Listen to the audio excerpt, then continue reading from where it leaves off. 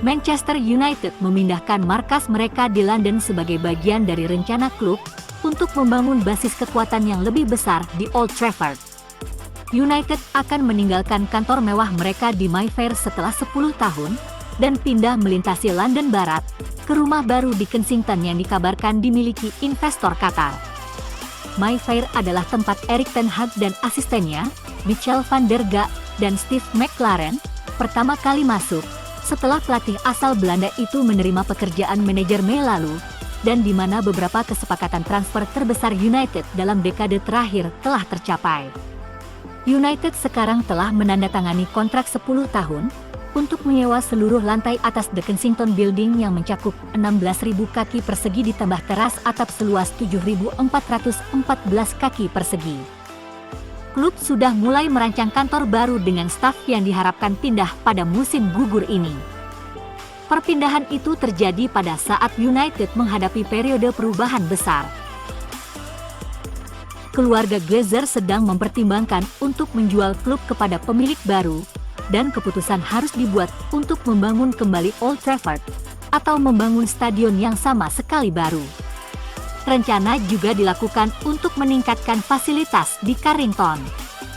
Proses pengambil alihan Man United akan dipercepat minggu ini, dengan pihak yang berkepentingan dilaporkan akan berada di Old Trafford untuk pembicaraan penting dengan bank dagang AS, Raine Group. Ketua perwakilan Qatar dikatakan menuju ke Manchester untuk fase berikutnya, bersama dengan setidaknya 3 pihak lainnya.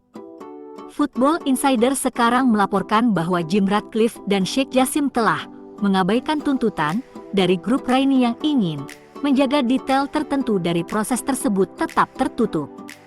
Laporan tersebut menambahkan bahwa penawaran awal yang dilakukan oleh kedua pihak sama-sama antara 4,5 miliar pound dan 5 miliar pound. Raine Group ingin rincian keuangan spesifik tetap dirahasiakan, termasuk struktur yang diusulkan dan nilai penawaran. Tapi, arahan ini telah dilanggar pada beberapa contoh. Dinyatakan bahwa Raine Group tidak akan pernah secara realistis mengharapkan kesepakatan sebesar ini untuk diselesaikan tanpa kebocoran informasi, tetapi mereka terkejut dengan banyaknya informasi yang muncul ke publik. Gelandang Manchester United, Bruno Fernandes, mendapat beberapa kritik menyusul kekalahan memalukan akhir pekan lalu di Anfield. Setelah diberi tanggung jawab sebagai kapten Manchester United, dalam perjalanan mereka ke Liverpool, Fernandes hanya bisa berdiri dan menyaksikan pertahanan setan merah runtuh, yang ternyata merupakan keruntuhan luar biasa di babak kedua. Meski menerima kritik dari berbagai sudut menyusul penampilan hari Minggu lalu, dan fitnah keji dari mantan kapten, Gary Neville, Fernandes masih menikmati musim yang solid di Old Trafford setelah mencetak 7 gol sambil memberikan 11 assist dalam 40 penampilan. Neville menuduh Bruno meminta diganti saat Rashford keluar. Namun staf United menyatakan Fernandes meminta kejelasan posisi di lapangan, bukan ingin diganti. Penghasil 240.000 pound per minggu, telah mencapai peringkat rata-rata 7,36 untuk penampilannya di Liga Premier musim ini, menempatkannya sebagai pemain terbaik dalam skuad Ten Hag, menunjukkan bahwa dia masih menjadi pemain vital untuk setan merah.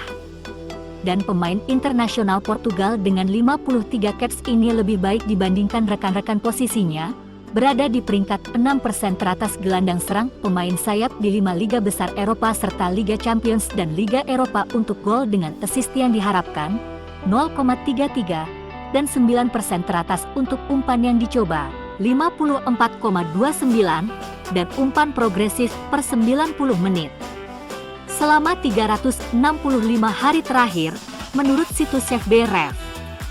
Oleh karena itu, jelas untuk melihat bahwa meskipun penampilan Fernandes di bawah standar dan tidak menginspirasi dalam kekalahan United di Anfield, dia masih menjadi pemain yang menurut Ten Hag dapat dia andalkan untuk sisa musim ini.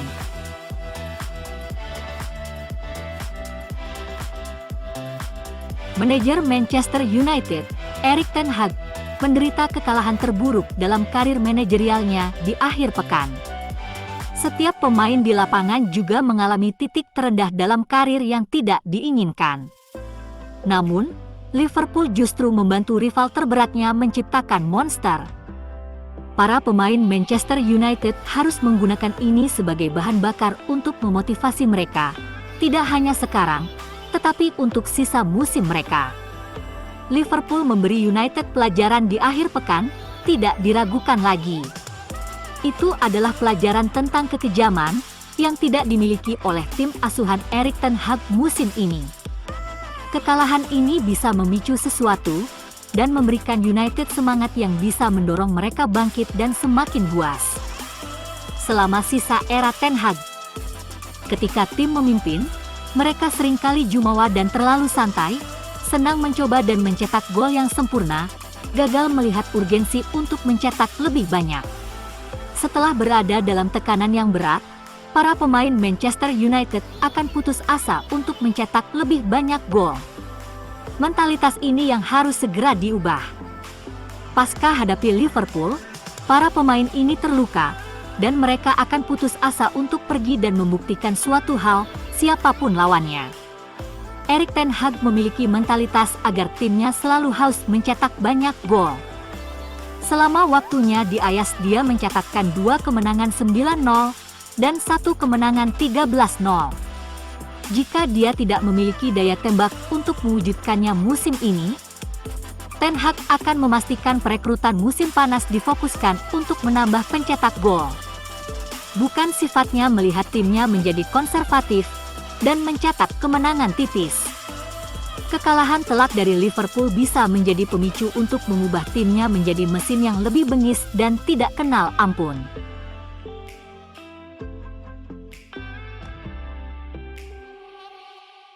Keputusan Wout Weghorst untuk menyentuh tanda "This is Anfield" yang terkenal sebelum kekalahan Manchester United di tangan Liverpool. Hal itu telah memicu perdebatan sengit dan menyebabkan striker asal Belanda itu mengeluarkan pernyataan di media sosial untuk mengklarifikasi tindakannya. Apakah itu tidak menghormati United? Apakah kemarahan itu dibenarkan? Dan mengapa tanda itu begitu penting? Weghorst dikritik secara online setelah menyentuh tanda di Anfield, tetapi menjelaskan bahwa dia melakukannya untuk memanasi Kapten Liverpool, Virgil van Dijk. Penyerang itu memposting di akun Instagramnya, "Biasanya saya tidak pernah bereaksi terhadap topik media, tetapi untuk yang ini itu sepadan karena Anda penggemar Manchester United yang luar biasa penting bagi saya. Jadi saya hanya ingin mengklarifikasi video yang beredar. Di tim nasional saya tahu bahwa Virgil selalu menyentuh tanda itu dan satu-satunya niat saya adalah menghentikan dia menyentuhnya dan menghentikannya sebelum pertandingan. Sebagai seorang anak saya selalu mendukung FC Twente, dan sebagai pemain yang bangga sekarang untuk Manchester United, dedikasi saya kepada klub yang luar biasa ini tidak akan pernah dipertanyakan. Minggu adalah hari yang buruk bagi kami semua, kami mengerahkan segalanya untuk memperbaikinya di minggu-minggu berikutnya. Kami akan bangkit kembali bersama dan mencapai tujuan kami musim ini." Mantan pemain Everton, Don Hutchison, berkata, "Saya telah melihat banyak hal di sini yang mengatakan kontrak Weghorst harus diakhiri dan dipecat karena menyentuh tanda This is Anfield. Konyol banget. Jutaan pemain lawan telah menyentuhnya, sebagai tanda hormat, saya juga melakukannya sendiri. Tapi tidak saat bermain untuk Everton, itu bukan masalah besar."